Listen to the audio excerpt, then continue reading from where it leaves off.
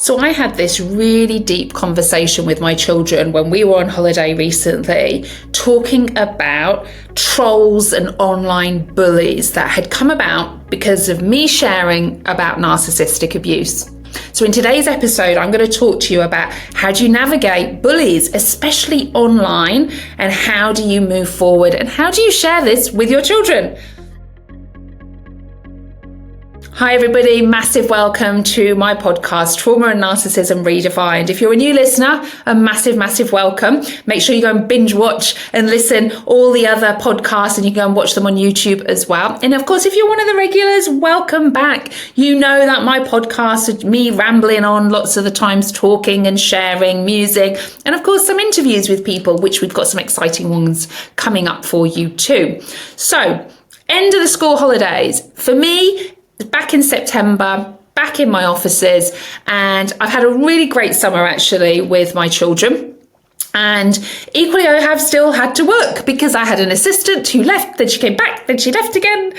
And it meant that even though I've been away a lot with my children, I always plan my diary so I can be with them over the 6 weeks school summer holidays as much as I possibly can, which is normally all the time. But luckily, a lot of my work as well I can do from my phone during that time.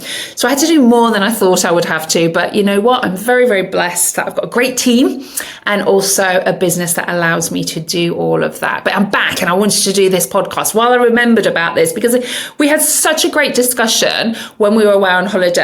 And I put a post on Facebook about it actually as well. And it went crazy. It really did. And on LinkedIn, everything. Because some of you may have seen, so my book came out in July, How to Heal After Narcissistic Abuse. Literally the Bible I wish I had. And if you haven't got it, please make sure that you go and get it. I'll pop the link in the show notes for you. And if you do get it, do leave a review because it really helps push it out to the people who need this book in their hands.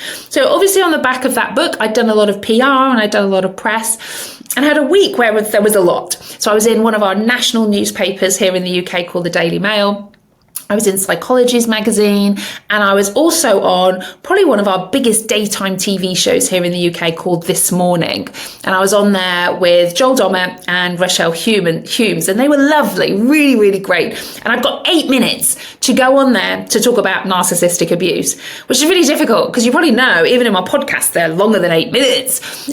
So I was very much guided by their questions, and there were things that I came away with that I wish I had said. Things like, obviously, that they had their questions that they wanted to ask about my story and also then about narcissistic abuse. I wanted to have the majority of the interview about narcissistic abuse, but of course, you know, story is interesting of what happened to me as well. And I do get that from a TV perspective. And actually, the few days before, we'd been back and forth legally as such, because of course I'm talking about my experiences and I'm calling my ex a covert narcissist. So they actually had to contact my ex. They had to contact him and say, your ex-wife is coming on our show tomorrow and she's going to say you're a covert narcissist. And basically some of the questions, do you want to reply? And he first apparently thought it was a joke. And then he replied, and his response, typical covert narcissist, I just wish her happiness. Words to that effect. Now, bizarrely, when I was on This Morning and at the end they had to share that, I've had so many outraged messages from you saying, how dare they do that? That perpetuates the abuse and everything else. And look, I get where you're coming from with all of this. However, they do legally have to do that. And it doesn't affect me in any way, shape or form as such. But I know for many of you, you found that really triggering. Like the last word almost came from him because they kind of had to do that. But remember, it was legally they had to do that. So I had my interview and, you know, key questions. And some of the things I really wanted to say I wasn't able to. So one was the fact that narcissistic abuse can happen in any form of relationships and it isn't gender biased. What we do know, though, that there is more men that are narcissists. And I know some of you, if you're listening now and you're a man, you'll be saying, yeah, but we keep quiet about it and everything else. If you look at historically things like murders and homicides and domestic abuse, they're factual. We know that.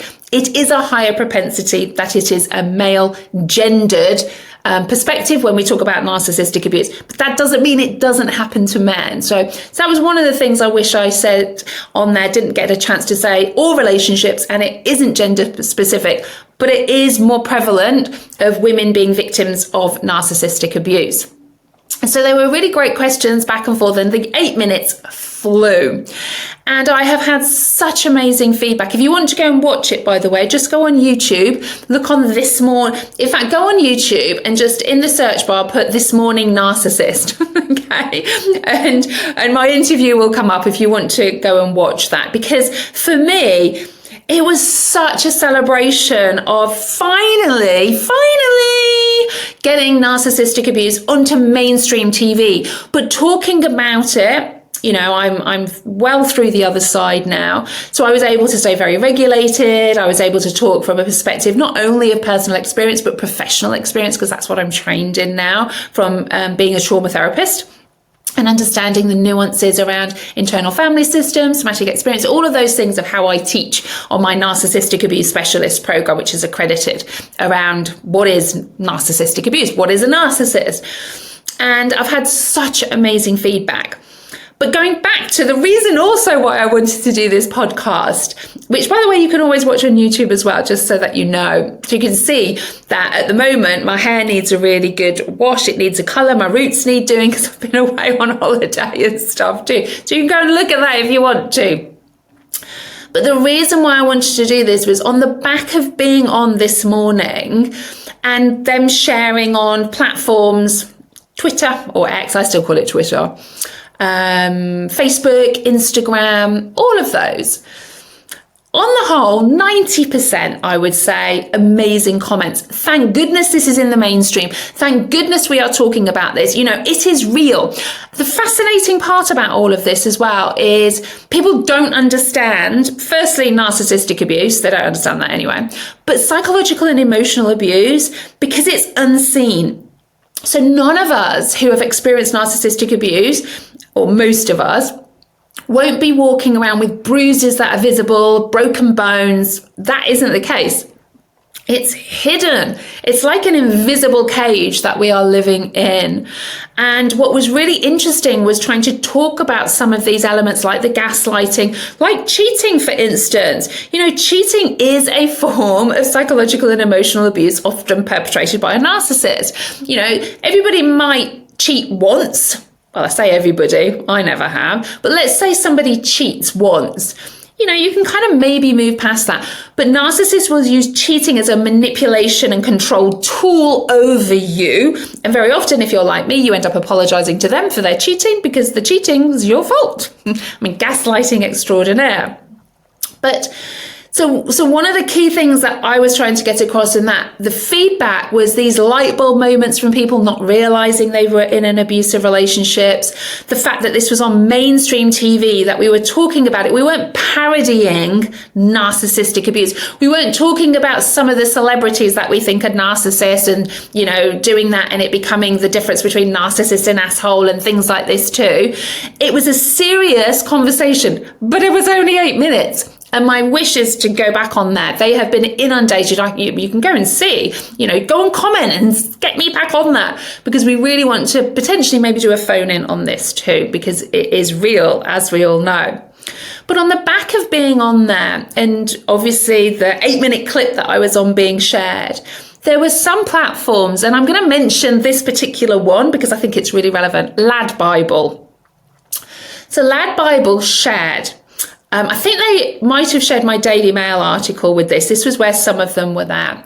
The misogynistic, disgusting, abusive comments about women and also my appearance. Hey, look, I know I might need to lose a few pounds and stuff at this point because I've had knee surgery and stuff like that too. But the nature of these keyboard trolls and warriors that think it's okay to put, so she needs to lose a few pounds and things like this. Now, for me, it really doesn't bother me, stuff like that. You know, I'll either, my team or myself will delete and block them. We move on from it because ultimately, very often these profiles are lockdown profiles of normally middle-aged men, and you can't comment back or anything either. But what was really interesting was firstly the misogyny about women. You know, it was about, you know, what is a narcissist, and then people, you know, and I don't even want to use some of their language, but you know, what is a narcissist? Someone with a vagina and 2 boobies, basically. They didn't use the word boobies. I'm being nicer with that word. And just the misogyny. And I was shocked.